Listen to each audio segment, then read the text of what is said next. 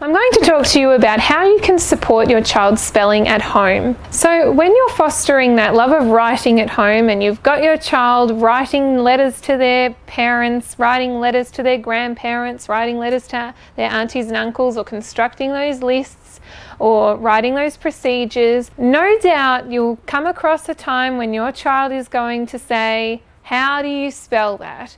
Now, my advice to you is not to spell it for them, and take it as a learning opportunity. So ask your child, what sounds do you hear in the word? So if they're writing a birthday card to a friend, perhaps you could, they ask you, how do you spell birthday?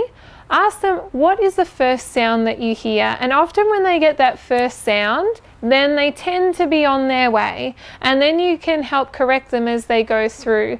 Sometimes a good strategy is to say, well, if you did know how to spell that word, what might you write down? And get them to write down how they think they might spell it.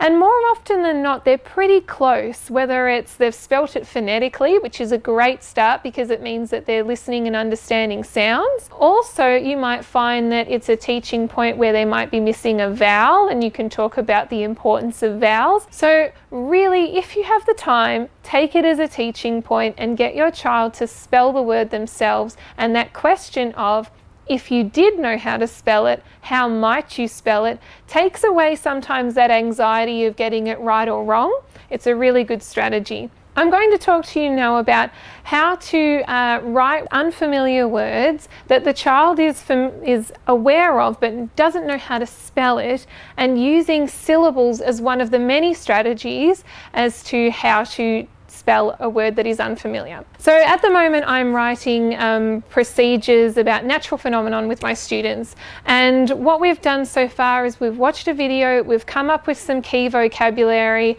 and now the students are going to be putting that into a sequence of writing. But we've come across some words that perhaps they're putting in their sequence that they're not sure how to spell. So one of those words is in our sequence of writing is electrical, because we've been looking at a video about how lightning and thunder is generated. So electrical is our word. So what I would ask the child to do is to firstly say the word, say it a few times, electrical. Then we're going to notice the syllables. Now, sometimes syllables can be a bit tricky, but we can work through it. So I'm noticing the syllables and I'm going to count it. A trick with syllables is that each time your mouth changes shape, it's a new syllable. So e-lec-tri-cal. So how many syllables did I have? Electrical. 4. So this is what I'm going to do. I'm going to do 4 spaces for those syllables. 1, 2, 3, 4. And let's go through one syllable at a time, and each syllable will have its own kind of set of sounds. So E. What could it possibly be? Let's start with an E. So we'll write down our E. Lek. What do we hear? Lek. Lek. Now, your child might write it with a K, and that's okay. We can come back to that later. Electric. Okay, we've got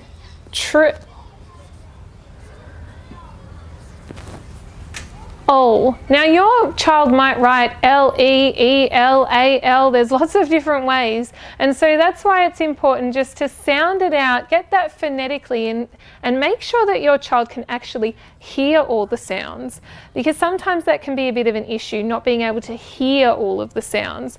Make sure your child can hear all the sounds, can list the sounds that they hear, and then you can work with that. So we've got electrical.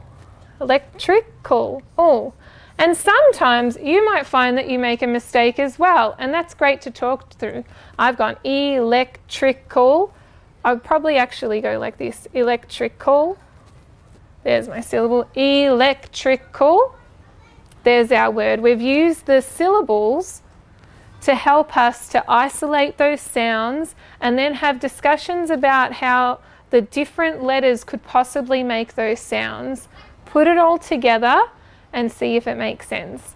So It's really good to get your child to do their own spelling, identify the sounds, make sure they hear the sounds, understand that different letters can make different sounds, or the same letter can make different sounds, and let them just have a go. It's really important just to let them have a go, show some independence, and then work with them through the words that they're spelling incorrectly. And the more they do that, the more they'll notice patterns and be able to apply it to different words.